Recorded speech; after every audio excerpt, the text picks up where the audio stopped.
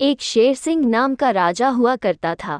वो बहुत ही अच्छा इंसान था। वह हमेशा दूसरों की मदद किया करता था।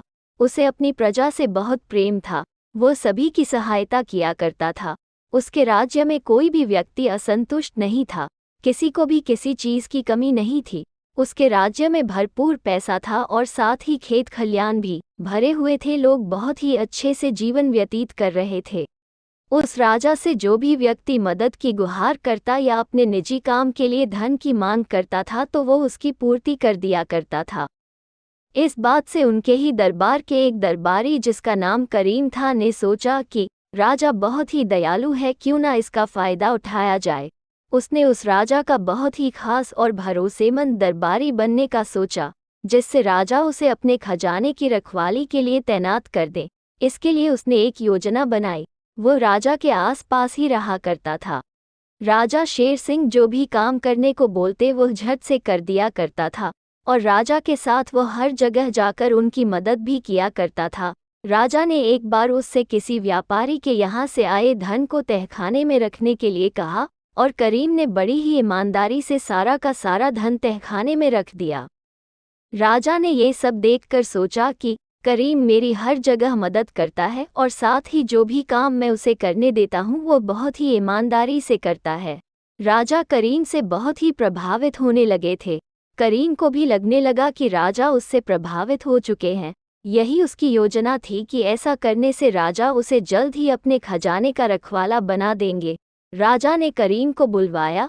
करीम मन ही मन बहुत खुश हो रहा था कि अब बस राजा उसे अपने खजाने का रखवाला बनाने की बोलने ही वाले हैं। ये सोचते सोचते वो राजा के पास पहुंचा। राजा ने उससे कहा, करीम तुम अपने काम में बहुत ही ईमानदार हो। मैं तुमसे बहुत प्रभावित हुआ हूँ और मैं तुम्हें अपने खजाने की रखवाली करने के लिए तैनात करता हूँ। ये सुनकर करीम खुशी से फूला नहीं समा रहा था।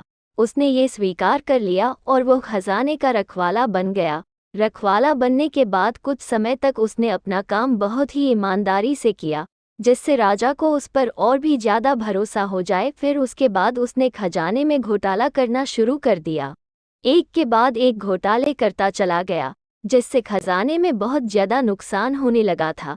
किंतु राजा को करीम पर पूरा भरोसा था। उसे लगा कि कोई और है जो उसके खजाने में घोटाला कर रहा है। उसने अपने सैनिकों से इस घोटाले के बारे में पता लगाने को कहा। सभी लोग उस घोटाले करने वाले आदमी को खोजने लगे। फिर खोजते खोजते कुछ दिनों बाद ये पता चला कि यह सब घोटाला कोई और नहीं बल्कि करीम ही कर रहा था। राजा ने करीम को दरबार में बुलाया और उसे कहा, तुम बहुत ही बेईमान निकले और तुमने मेरा भरोसा तोड़ा है, तुम्हें दंड अवश्य दिया जाएगा। ऐसा कहकर राजा ने उसे महल से निकाल दिया। महल से निकाले जाने के बाद करीम ने सोचा कि अब मुझे कोई काम नहीं मिलेगा और यह सब राजा की वजह से हुआ है, मैं राजा को मार दूंगा। ऐसा सोचते हुए उसने राजा को मारने की योजना बनाई।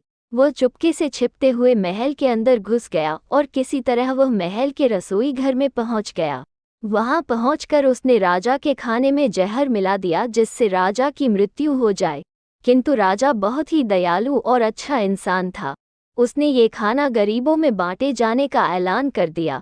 करीम ये सुनकर डर गया। उसे लगने लगा कि मैं तो राजा को मारना चाहता हूँ, लेकिन ये खाना मासूम और गरीब लोगों को खिलाया जाने वाला है, किंतु मैं उन सब की मृत्यु नहीं होने दे सकता हूँ। तब वह राजा के पास गया और उनसे कहने लगा कि हे राजन, ये खाना गरीबों में मत बांटिए, इसमें जहर मिला है। मुझे क्षमा कर दीजिए, मैं लालच में आने के कारण ये गलत कदम उठा बैठा। इस तरह राजा के अच्छे स्वभाव के कारण उनकी जान भी बच गई और करीम भी उनके इस आचरण से बहुत प्रभावित हुआ और उसने राजा के दिखाए गए रास्ते पर चलने का फैसला किया। साथ ही वह भी एक अच्छा इंसान बन गया।